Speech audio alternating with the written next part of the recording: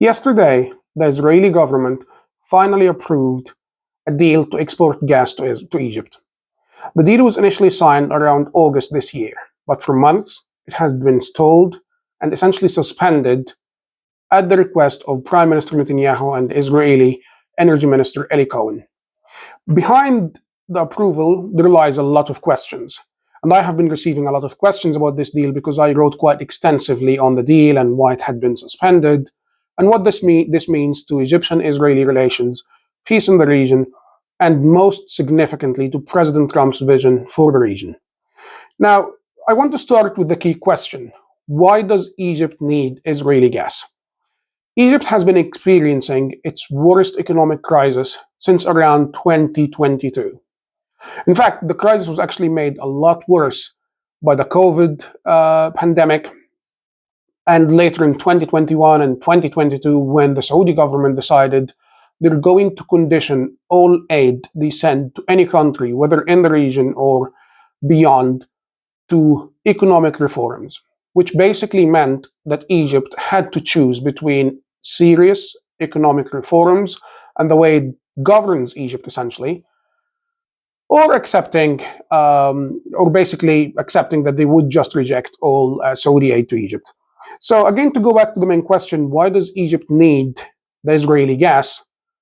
They need it because the economy is virtually on its knees. The economy is really struggling. Egypt is having a serious crisis, when it comes to its debt, external debt, when it comes to also foreign currency, although this crisis has been slightly elevated the past couple of months, especially when it comes to the foreign currency.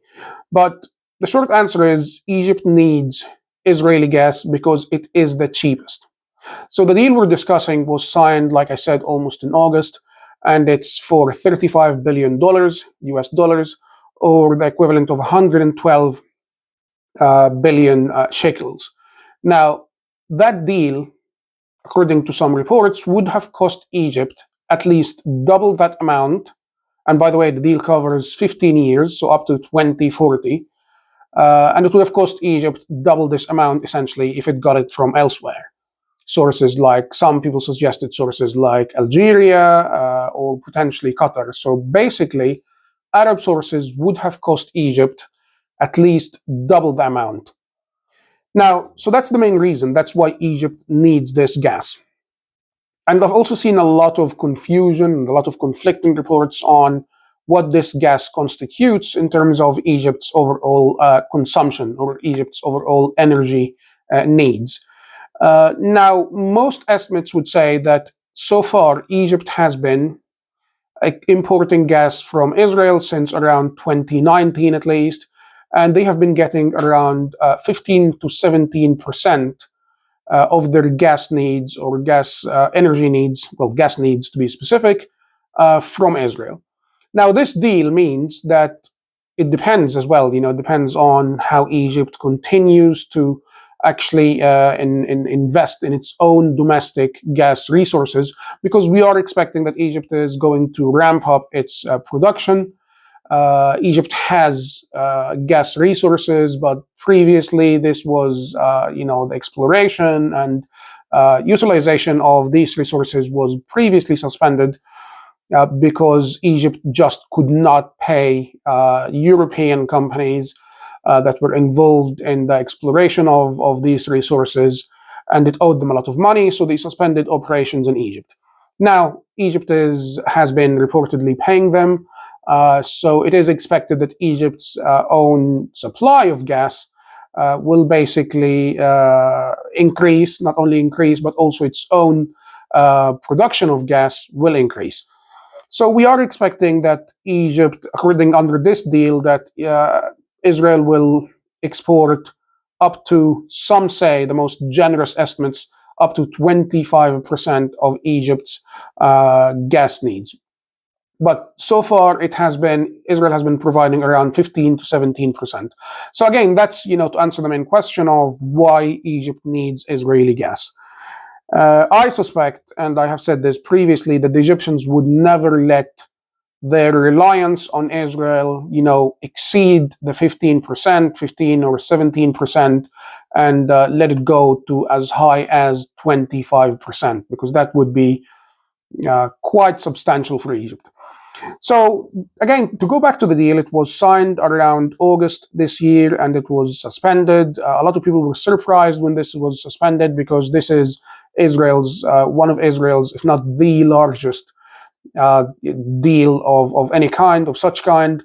So people were surprised to see that Prime Minister Netanyahu and Energy Minister Eli Cohen decided to suspend it. So why did Israel suspend the gas deal? It's essentially for two reasons.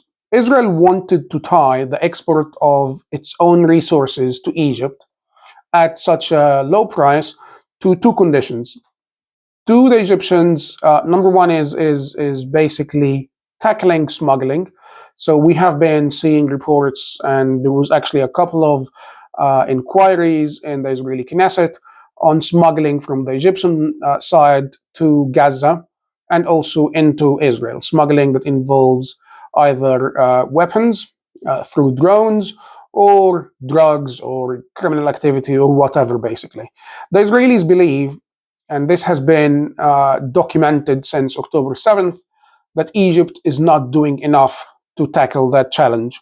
The other challenge, and the reason that Israel suspended this gas deal, is because of the military presence and build up in Sinai.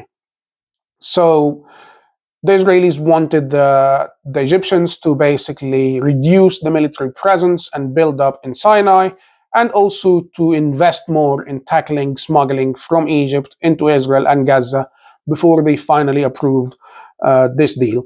Now, the challenge is President Trump takes an America first approach to foreign policy, and an American company, a large American company, a key player in the market, Chevron, is also party to this deal. So Chevron is involved in a lot of the technical aspect in Israel, in the gas field, and basically it benefits from this gas deal.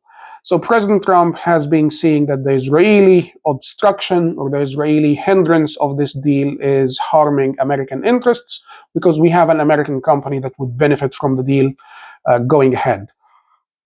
So recently he has been really pressuring Israel to approve the deal, instead of asking the Egyptians to basically comply with the Israeli conditions, which are tackling smuggling and reducing the military presence and build up in Sinai.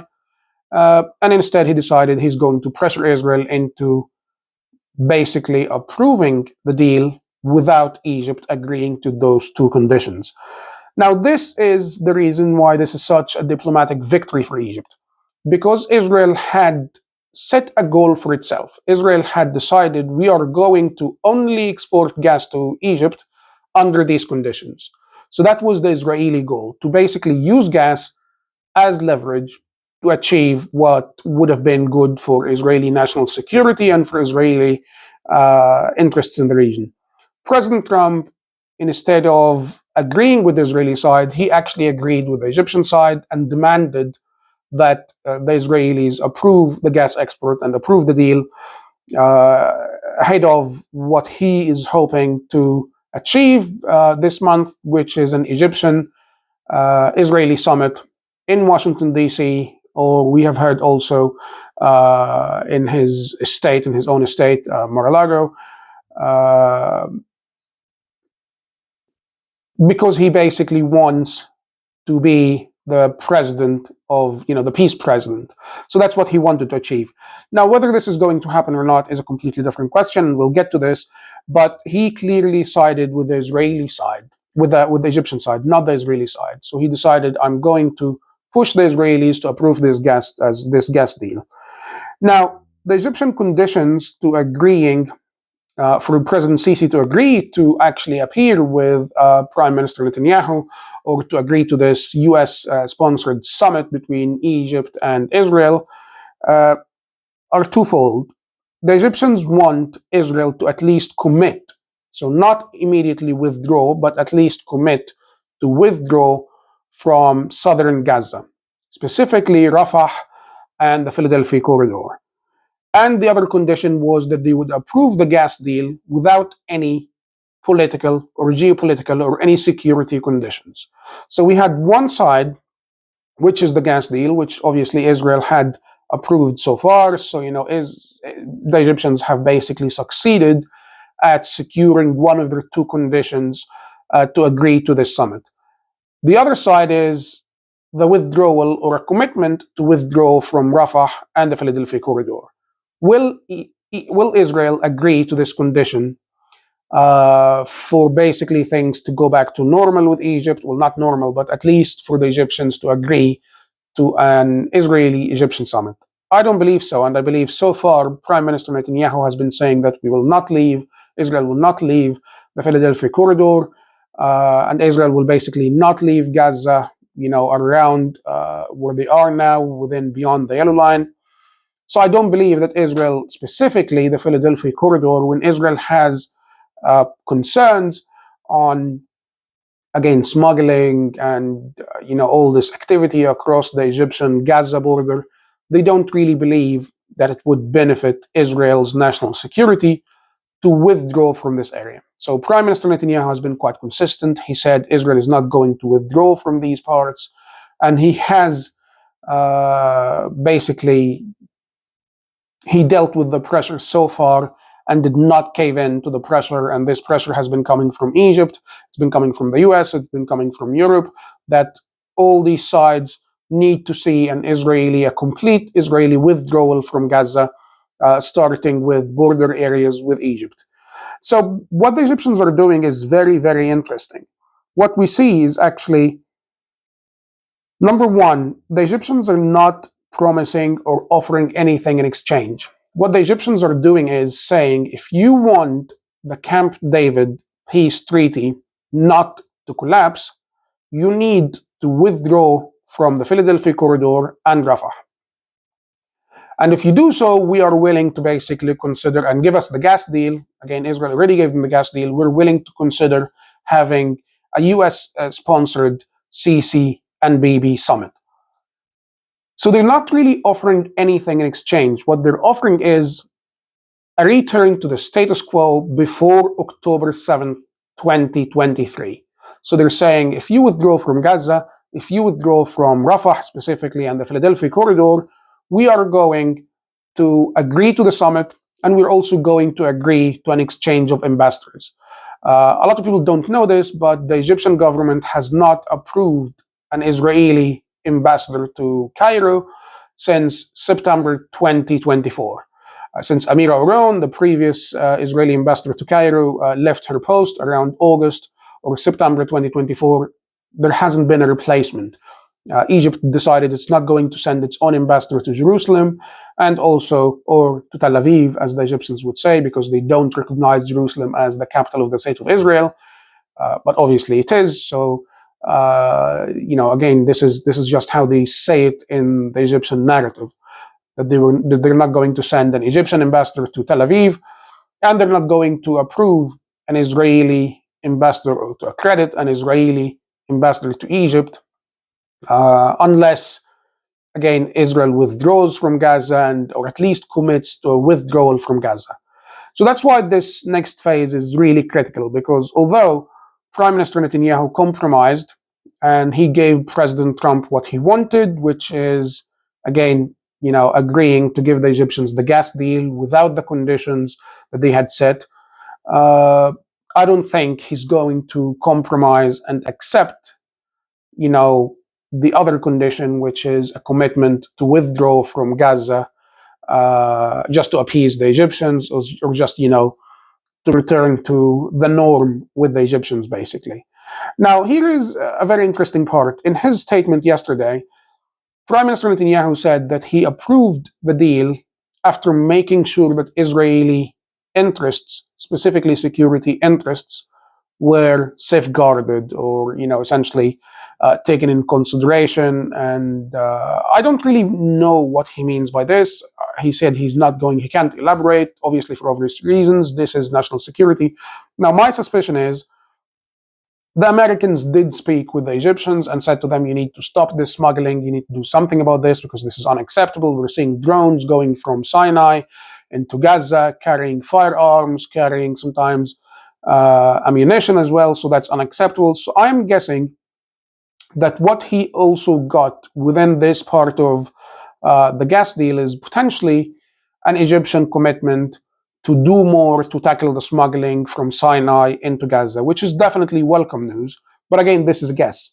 I don't think he got as much as he wanted to get, obviously, because he didn't get an Egyptian commitment to reduce the military presence or build up from Sinai. Some people will tell you, well, how do you know? Maybe he did get this. I personally do not believe this to be the case.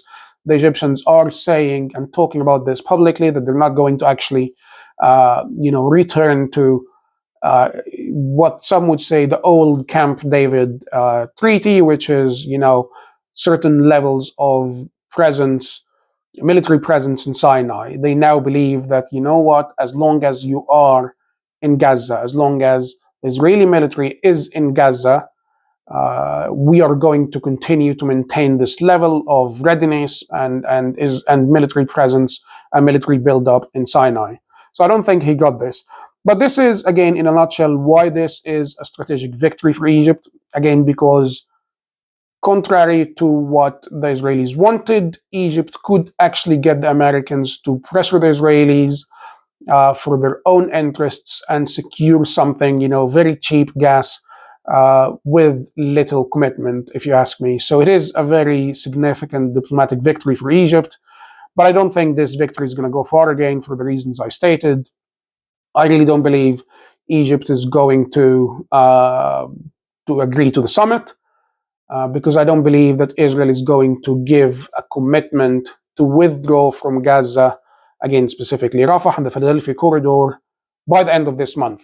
Because we understand that the President Trump wants to have everyone,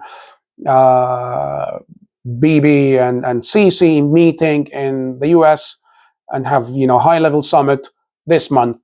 Or potentially beginning of January. I don't think it's going to happen by then. I don't think Israel is going to agree to withdraw from Gaza. And I think this is going to be the very critical stage where we will potentially see an Israeli-American, let's say, disagreement over the next phase, the second phase of Trump's deal, and the second phase of essentially what the Egyptians want and what the Americans want and what Hamas wants. So I hope this was helpful, and please do not forget to subscribe and share this with everyone. And thank you very much for your time.